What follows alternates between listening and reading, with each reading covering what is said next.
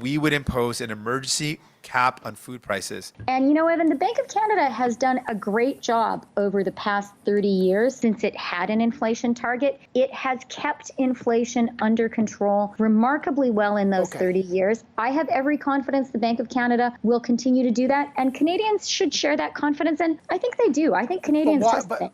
What a lot of people don't realize, especially the elite class, is the fact that a middle class that is shrinking is the end of your country.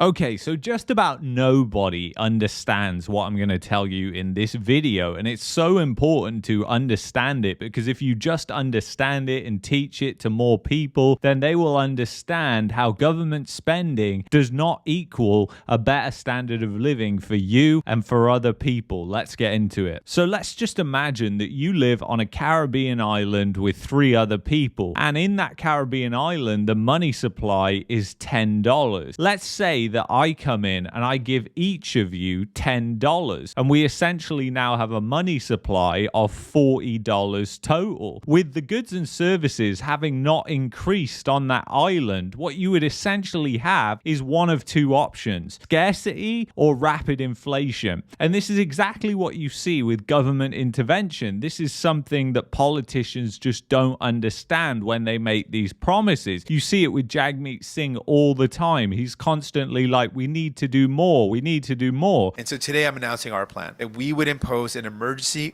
cap on food prices to stop them from ripping you off. And this is something that politicians and central planners just don't understand, is that the government doesn't actually create anything. And because the government doesn't actually create anything, that means when they fund programs, especially with deficits, they are introducing new money into the money supply that are chasing the same amount of goods and services. And when they cap those prices and say, okay, we'll pay for it, but we're only going to pay this low amount, that basically means a lot of businesses say, well, I can't profit off that, so I'm not accepting it, which then creates a scarcity. And that's essentially what price controls do. And this is something that the NDP has been saying would be a good idea for grocery stores to cap prices. And so today I'm announcing our plan that we would impose an emergency cap on food prices. But the problem is, if prices are rising and you then cap them, then yeah, of course you're going to have a scarcity. Do you really expect Loblaws to sell things at a loss? They're just not going to do that. And then if the government comes in and says, okay, we're going to start subsidizing the food prices, what happens to the price of food? It goes up. So it's just very simple like that. People don't understand it. And this is exactly what caused inflation in 2022. That massive spike in inflation that we saw was driven by a couple of different factors. But the main one was that the government came in and they created a massive amount of money, and they injected it into the money supply through businesses and through individuals. And basically all that extra money that was then in the money supply was chasing less goods and services because the economy had been shut down. There was bottlenecks and trade disruptions that were going on because of the pandemic. So there was less goods and services, so the prices just went up and up and up. And if you're essentially attached to another country like the United States, where so much trade is going back and forth, and even with the trade war, it's still the case that so much trade is going back and forth. If the United States comes in and they do a massive liquidity injection, that will affect Canada's inflation rate, with Canada not doing anything. In fact, the United States is such a large country and economy that when they inject large amounts of money into their economy, it can actually even affect global inflation. But the reality is it didn't affect it too much in those situations. But when you look at why inflation was so high, and so many central planners were saying it's not just a problem in Canada, it's happening all over, was because governments did exactly the same thing. And the diagnosis for the elevated inflation that Canada is experiencing right now is this is a global phenomenon. It is driven by global factors. So this is happening around the world. It is not a made in Canada phenomenon. And I think it's important for Canadians also to appreciate, as I think they do, that inflation is a lot more elevated in a lot of other countries than it is in Canada. And you know, Evan, the Bank of Canada has done a great job over the past 30 years since it had an inflation target. It has kept inflation under control remarkably well in those 30 years. I have every confidence the Bank of Canada will continue to do that, and Canadians should share that confidence, and I think they do. I think Canadians trust it.